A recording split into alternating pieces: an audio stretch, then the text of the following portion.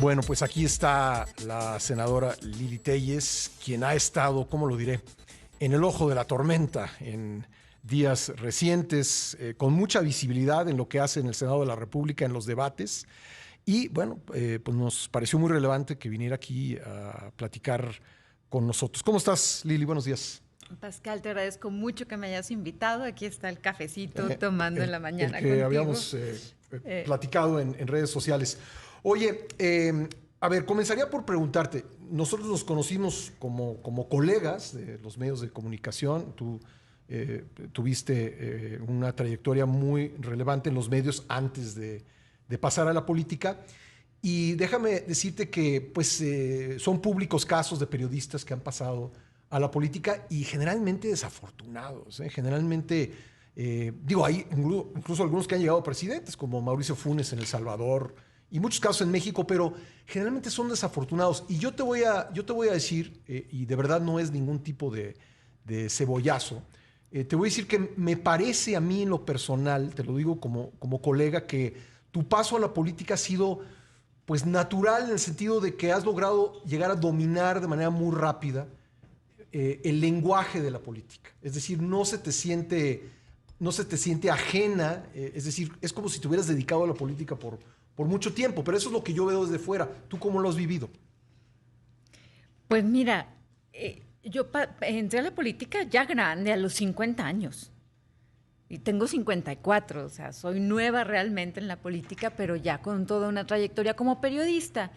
Y como periodista, pues está uno siempre denunciando las cuestiones de la injusticia y la corrupción en la política. Entonces, en ese sentido, sí conocí el lenguaje. Lo que me ha gustado mucho es poder hacer allá adentro cosas que yo quería hacer desde afuera como periodista. Pero me preocupa que me digas que hablo como político, porque no quiero hablar como un político tradicional. Pero yo tengo respeto a la política. Los que le faltan el respeto a la política son los políticos, ¿no? Sí. O sea, yo le tengo respeto al oficio político y pienso que la política tiene un lenguaje. Y con ello no quiero decir que todos los políticos sean iguales, porque tampoco es cierto. Tampoco ¿no? es cierto. De repente lo decimos, no, todos son iguales, pero no, tampoco es cierto. Los políticos tienen, tienen imágenes distintas, trayectorias distintas, pero creo que hay algo que se puede llamar lenguaje político, que en el mejor de los sentidos, el lenguaje parlamentario, me refiero sobre todo al lenguaje parlamentario, no me estaría tanto refiriendo a ti como candidata, sino más bien como senadora. Creo que has llegado muy fácil a dominar o sentirte cómoda, me parece a mí, en el lenguaje parlamentario. Pues es que ahí estamos hablando del debate. Como periodistas, pues ya estaba acostumbrada, hay que estudiar las iniciativas, hay que explicarlas y presentarlas al público. Es una labor que yo creo que se puede hacer con estudio y con sentido común, que es como me he manejado ahí. Y bueno, pues ha sido muy difícil y muy rápido. No digo difícil en el sentido de que yo sea víctima, para nada. Me refiero a que han sido cambios muy rápidos, porque me invitaron a un movimiento que era el de Morena y toda esa coalición, y llegué con ellos y estuve en la bancada del poder, y muy pronto estuve sin bancada y luego estoy en la oposición. Entonces me he tenido que reinventar rápido, pero siempre atendiendo a hacer lo correcto y a hacer lo que dicte el sentido común. Ya, ¿y cómo... ¿Qué impresión tenías de la política antes de entrar y qué tanto cambió ahora que la conoces por dentro? Pues yo creo que mi opinión era acertada, pero nunca había visto un gobierno tan malo como este. Y estoy trabajando en el periodismo desde Carlos Salinas de Gortari, desde su sexenio. Tenía yo una pésima opinión, también en términos generales, como decías tú, de la política. De hecho, cuando me invitaron, lo primero que dije fue yo no acepté y expliqué que yo no necesitaba ensuciarme con la política. En esa forma tan fea lo veía. Y ahora pues solo he confirmado que se puede estar peor de lo que yo pensaba. Pero también soy prueba de que se puede caminar en ese lodazal como otras personas que también yo respeto y admiro, sin ensuciarse. Ahora, la barra estaba muy alta. La cantidad de escándalos en el tiempo que tú refieres, que fuiste periodista, que es más o menos el mismo tiempo que yo he trabajado como periodista, la cantidad de escándalos, de asesinatos, de actos de corrupción. ¿De verdad te parece que digamos, llegas a la impresión de que esto es peor que lo que había antes? Sí, absolutamente, absolutamente. Y como dices, estábamos tan mal que yo, bueno, terminé aceptando entrar como una responsabilidad cívica, como un ciudadano, como una candidata externa, así fue como me invitaron. Y, y lo que me he encontrado, sobre todo en los aspectos de Estado de Derecho, de falta de seguridad o de incremento de inseguridad, y en la forma en que han destruido los servicios de salud, nunca habíamos estado tan mal. Eso lo digo por la experiencia que he tenido trabajando en toda mi vida. Empecé a los 17 años, en eso no soy nueva, y sí lo puedo afirmar pues con toda seguridad que nunca había visto un gobierno tan malo como el actual. Vamos a tener que hacer un corte, pero quiero preguntarte, yo creo que nos da tiempo de responder rápido. En síntesis, ¿qué esperabas lograr tú al ingresar en la política? Yo esperaba contribuir desde el Senado a hacer buenas leyes en los temas que más me interesan, que son también los que mencioné, la inseguridad, la salud, el Estado de Derecho, y esperaba hacer un contrapeso, que eso es lo que tiene que hacer el Senado, y contribuir hacia mi país. Pero bueno, las cosas pues han tomado un rumbo que yo no me imaginé que iba a llegar a este grado, y bueno, pues a entrarle al toro por los cuernos. Sé que no puedes hablar de las iniciativas, estamos en etapa de veda electoral, pero ¿ese propósito lo has logrado? ¿Sientes? Desde el punto de vista de las iniciativas. En las iniciativas, no tanto, una que otra. Ahorita no puedo hablar de eso y no me quiero arriesgar a que me multen por veda electoral. Pero lo que creo que sí estoy haciendo bien, y es mi obligación y mi responsabilidad, es cumplir. El Senado debe ser contrapeso y debe ser vigilante del Ejecutivo, del gobierno en sí. Y en eso no quito el dedo del renglón. Estamos platicando con la senadora Lili Téllez. Lili, en algún momento tú rompes con el movimiento con el que llegaste al poder, y ese ha sido todo un tema de discusión. Desde la tribuna te han dicho traidora, en fin. Pero yo más bien te preguntaría, ¿qué fue lo que te hizo dar ese paso? ¿En qué momento lo decidiste? ¿Cuál fue la reflexión? Supongo que también en esos momentos debe uno tener como pues puntos de vista encontrados, ¿no? En una situación así. Es que a mí me invitaron a un movimiento plural. Yo no soy de izquierda y me invitó el presidente López Obrador, siendo candidato, a un movimiento plural en donde íbamos a caber muchos tipos de pensamiento, enfocándonos en los objetivos en común, que son los de todos los ciudadanos: ir por seguridad, bajar los índices de pobreza, fortalecer el Estado de Derecho, en fin, lo que todos los ciudadanos en todo el mundo queremos. Y eso fue en la campaña. Entonces, al ver que al llegar al poder no solo no se cumplió lo que se había ofrecido, sino que se empezó a actuar en sentido contrario, yo pues obviamente dije, esto está mal. Por ejemplo, ¿qué no se cumplió desde tu punto de vista? Bueno, son muchas cosas. Podría poner muchos ejemplos, pero dos de los que más me duelen en lo particular es la seguridad y la salud. Lo de la salud desbarataron hasta lo bueno que teníamos en México, que es la cartilla de vacunación. Y han dejado a millones de personas en el desamparo total sobre el sistema de salud. Y lo de la inseguridad, pues ha ido en aumento, ha ido increciendo. Esto de abrazos, no balazos, que yo lo interpretaba como una promesa de seguridad, en lugar de ser eso, pues ha resultado torcido, ha resultado exactamente al revés: es abrazos a la delincuencia y balazos a los ciudadanos. Así se fueron acumulando una serie de cuestiones, y para mí la gota que derramó el vaso, cuando yo dije, yo tengo que dejar la bancada de Morena, nunca estuve afiliada, quiero subrayarlo, fue cuando el presidente saludó a la mamá del Chapo. Y hay personas que tal vez piensan pues que ese saludo no.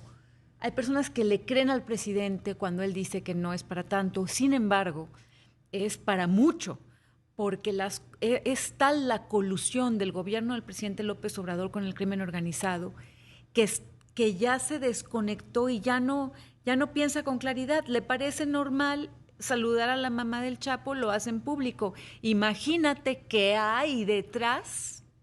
Sí, aunque yo te lo preguntaría al revés, eso es lo que vemos, pero ¿realmente hay algo detrás? ¿Hay algo más que eso? O sea, creo que me parece una pregunta que sí tendríamos que hacernos, ¿no? Sí, está vista. Porque ayer Muñoz Ledo de plano habla de una asociación, pero yo creo que tú y yo somos periodistas y creo que sabes que en el periodismo las cosas tienen que probarse, ¿no? ¿Tú ves pruebas de esto? Sí, por supuesto, no hay órdenes de aprehensión contra los capos, no hay órdenes para que se les capture y desde el mismo poder, el presidente mismo en conferencias mañaneras, que son actos oficiales, sale a defender sus derechos, la vida de los criminales, incluso a justificar las órdenes que ha dado de que la propia Guardia Nacional no proceda contra el crimen organizado. Entonces, en los hechos está, por un lado, la sangre. Los asesinatos son mayores que en otros sexenios, ahí están los muertos para probarlo y ahí están claras las órdenes de no proceder contra el crimen organizado. Pero sí ha habido detenciones, Lili. Sí ha habido... Una que otra, de muy bajo perfil, de muy bajo nivel. En realidad, por ejemplo, los reportes que se han filtrado de autoridades estadounidenses, una del ex embajador Christopher Landau y la otra, no recuerdo su nombre, pero también de una persona del ejército estadounidense, que tienen acceso a los mejores sistemas de inteligencia del mundo, planteando claramente que del 35 al 40% del territorio mexicano está en manos del crimen organizado. Este gobierno, en lugar de pedir más información para proceder, hace como que no pasa nada. Está a la vista es el jefe del Comando Norte. Ese es otro. Está a la vista de los ciudadanos que no podemos transitar en paz. Y un ejemplo muy claro fue ahora en Sinaloa. El presidente dijo que no pasa nada con los retenes. El país está lleno de retenes en terracerías, en caminos de piedra, en carreteras importantes como la que cruza Sonora hacia Arizona. Te detienen hombres armados, te quitan dinero, te pueden secuestrar y te pueden quitar la vida. Y el presidente dice no pasa nada. Entonces, creo que las pruebas de lo que estoy afirmando, de que el Morena es el brazo político del crimen organizado, muy fuerte. Creo que las pruebas están a la vista, sobran. Y vaya, yo soy una madre de familia primero que nada, soy mamá. Y entiendo las quejas, las angustias, las tristezas y las preocupaciones. No hay una sola madre de familia en este país que no tenga el Jesús en la boca cuando tu hijo de cualquier edad sale de tu casa. No sabemos si va a regresar y cómo va a regresar. Ahora, brazo político del crimen organizado, ¿no se te hace exagerado? Ya estamos de vuelta en la primera emisión. Lo dijiste en el debate de La Permanente esta semana. El brazo político del crimen organizado, ¿no se te hace una exageración? No es una exageración y espero que todo tu público que nos está escuchando ahorita lo tenga muy claro. Morena es el brazo político del crimen organizado. Habíamos vivido en nuestro país una situación de pactos, de políticos que pactaban con los cárteles, y la situación fue increciendo, cada sexenio increciendo, aumentando la violencia, aumentando las muertes, en fin.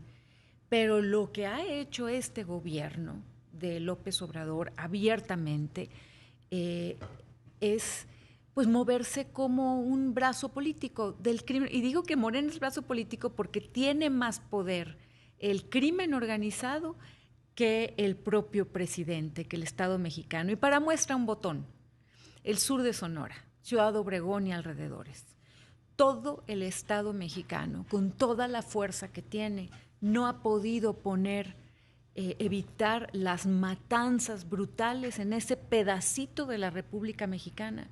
¿Por qué?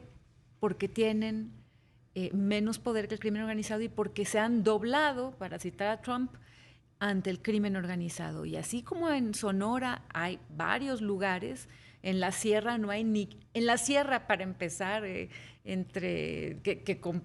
compartimos entre nuestras patrias chicas, tú y yo, entre Chihuahua y Sonora, pues ahí mandan los capos, y así mandan en Michoacán y en Jalisco, y ponle.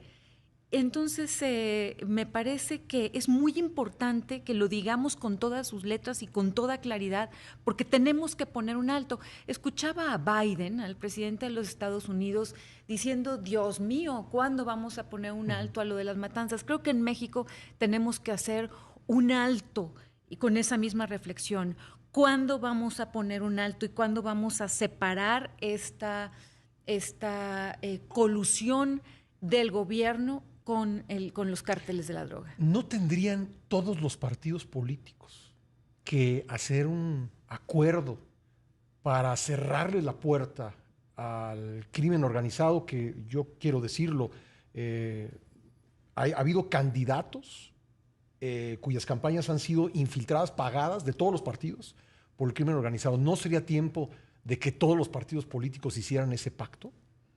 Sí, claro que sí.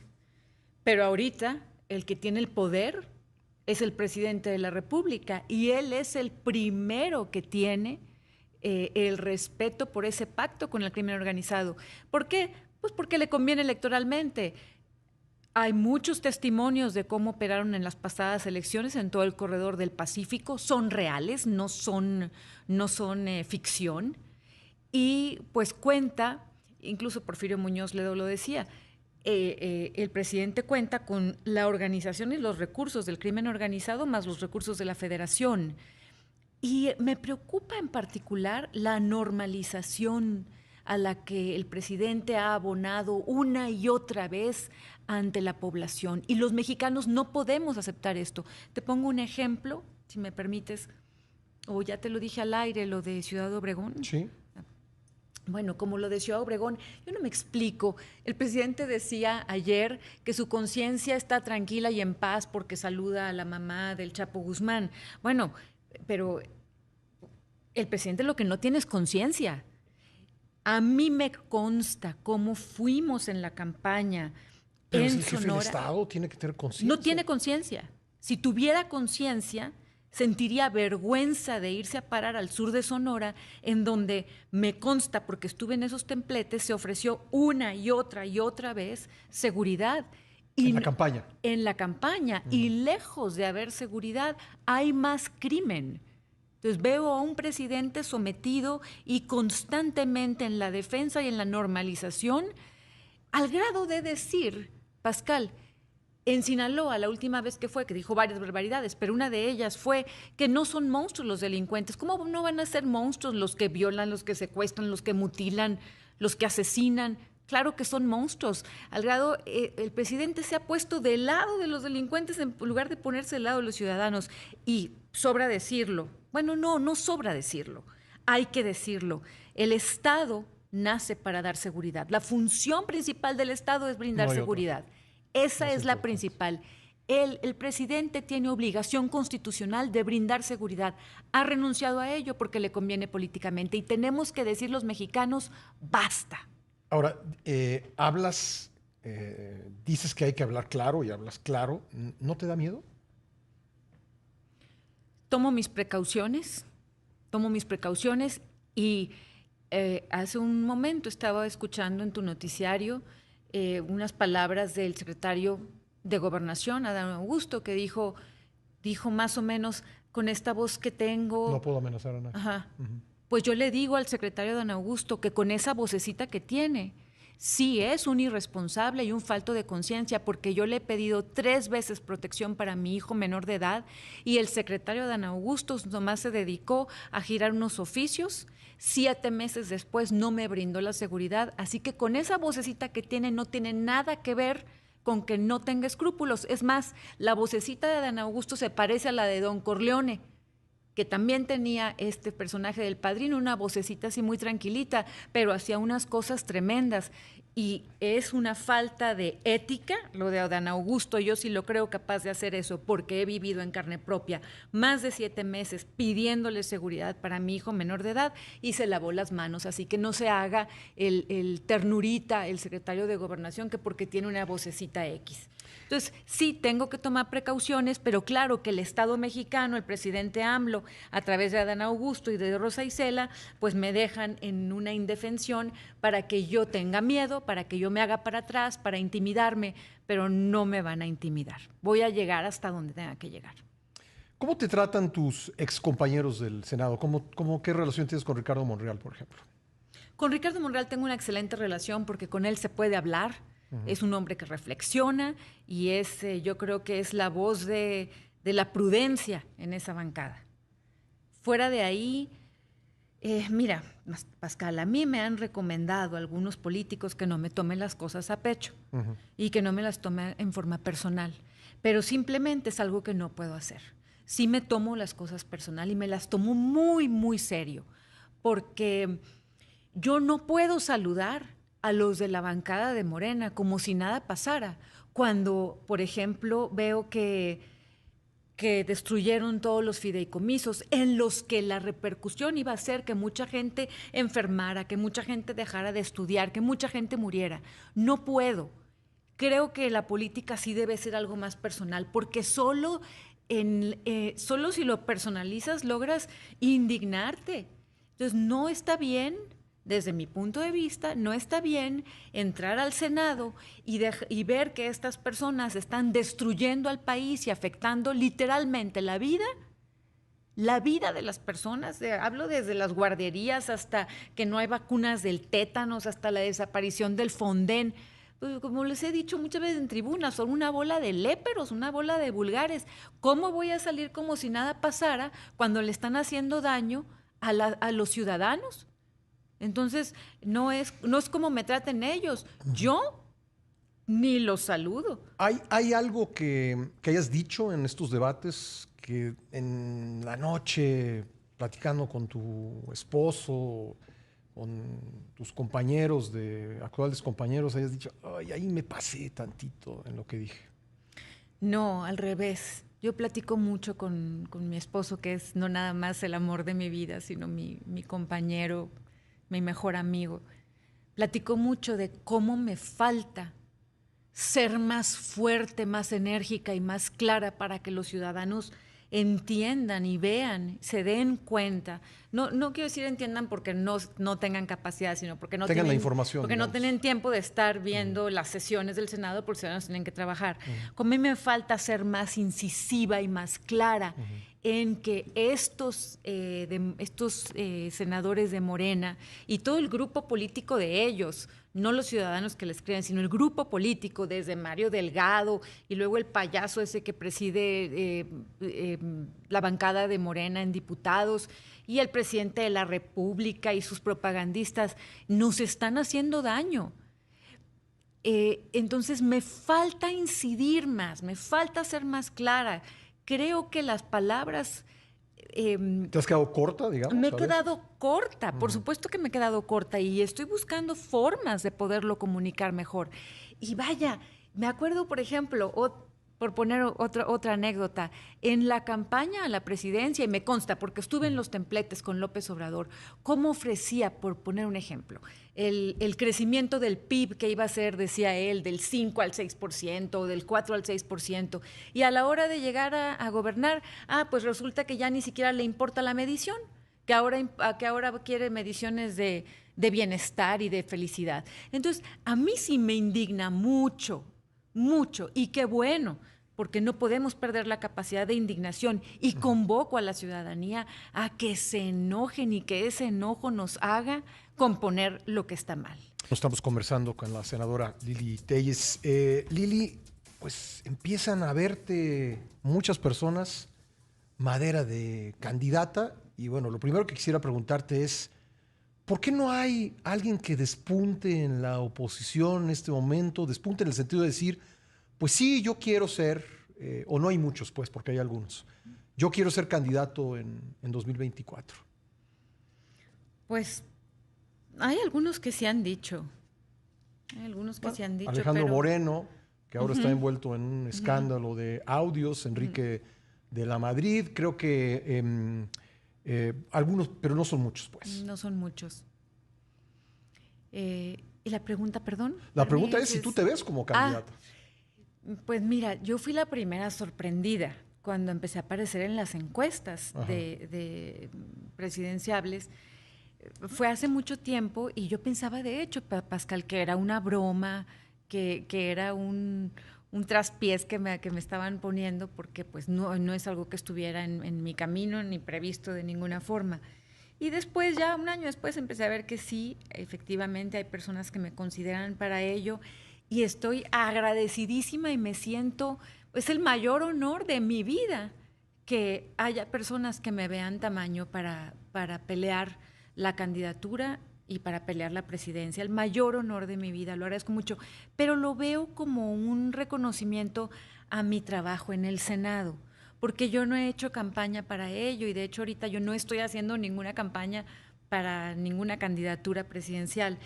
Solamente estoy haciendo mi trabajo como senadora. Entonces, lo que creo es que si se diera la situación en la que yo fuera la más competitiva para echar a Morena del poder y toda la oposición fuera unida, pues yo sí tendría, por responsabilidad cívica, por supuesto, que luchar por nuestro país, absolutamente.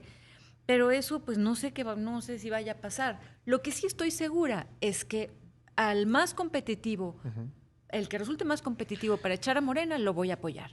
Pero ahora, el presidente López Obrador puso sobre la mesa las precandidaturas, porque fue él realmente, de Claudia Sheinbaum, de Marcelo Ebrard y de otros. Y cuando uno ve esas encuestas, pues ellos son los que aparecen a la cabeza, pero ¿no será por eso? Porque la gente tiene muy claro que ellos son aspirantes presidenciales. Bueno, pues es que son también políticos enajenados que nada más están pensando en el cargo que sigue, que es uno de los grandes males de la política mexicana. Si estás trabajando, por ejemplo, en el Senado, trabajando para ti nada más en el cargo que sigue, pues haces las cosas mal, porque las haces para tu interés personal y no para la ciudadanía. El presidente López Obrador obviamente está desesperado porque de la oposición se defina alguien. Por eso dice en la mañanera, ya definan, y suelta nombres y menciona a estos y aquellos y propone, porque quiere que la oposición ya defina a alguien. ¿Para qué? Pues para empezar a golpear a esa persona, porque él... con esa forma tan despectiva que les dice corcholatas. Yo no sé cómo se dejan decir corcholatas esta Claudia Sheinbaum. Yo no dejaría que nadie me dijera a mí corcholata, porque pensar en una corcholata es pensar que alguien te manipula y luego te pisan, ¿verdad? Entonces, él está desesperado porque se defina en la oposición, pero pues porque la oposición no tiene por qué seguirle el juego. Yo no bailo ni camino al juego ni con la agenda del presidente. Pero López hay una cosa Obrador. que se llama conocimiento y el conocimiento, pues en parte se adquiere cuando la persona se vuelve visible y se vuelve visible porque pues, dice que va a ser o que quiere ser candidato o candidata, ¿no? Bueno, Claudia Sheinbaum a cada rato lo está diciendo, ¿no? Que una mujer, ellos andan en campaña, pero creo que pasan un muy mal mensaje a la ciudadanía en el sentido de que en lugar de estar trabajando en lo que deben hacer, pues andan en campaña política, están pensando en la presidencia en lugar de estar haciendo lo que deben hacer. ¿Habrá un candidato común de la oposición, crees tú, en 2024? Yo creo que sí va a haber un candidato común. Creo que sí la oposición se va a unir toda, dependerá también de lo que diga Dante Delgado, que él viene siendo en este momento pues quien se ha mantenido separado. Sí creo que tiene que ser toda la oposición unida. Toda unida y con organizaciones de la sociedad civil contra los de Morena en el 2024, y sí creo que se les puede echar del poder. Las encuestas dicen que no. Y yo creo que sí, por lo que pasó en la Ciudad de México. Ahora, que va a ser difícil, obviamente, porque incluso hemos visto cómo el presidente López Obrador ha convencido a los altos jefes del ejército de que hasta hablen en un lenguaje chairo, por decirlo de una forma coloquial, lo cual me parece una absoluta falta de respeto por parte del general secretario de la Defensa. Entonces va a tener un brazo político ordenando a militares y tiene el brazo también del crimen organizado. Entonces va a ser muy difícil, pero de que se puede, se puede. Y para muestra, las elecciones en la Ciudad de México. Las clases medias de este país estamos hartas de lo que está sucediendo y creo que sí nos vamos a poder unir. Lili Telles, muchas gracias por haber venido. Pascal, gracias a ti. Saludos a todo tu auditorio.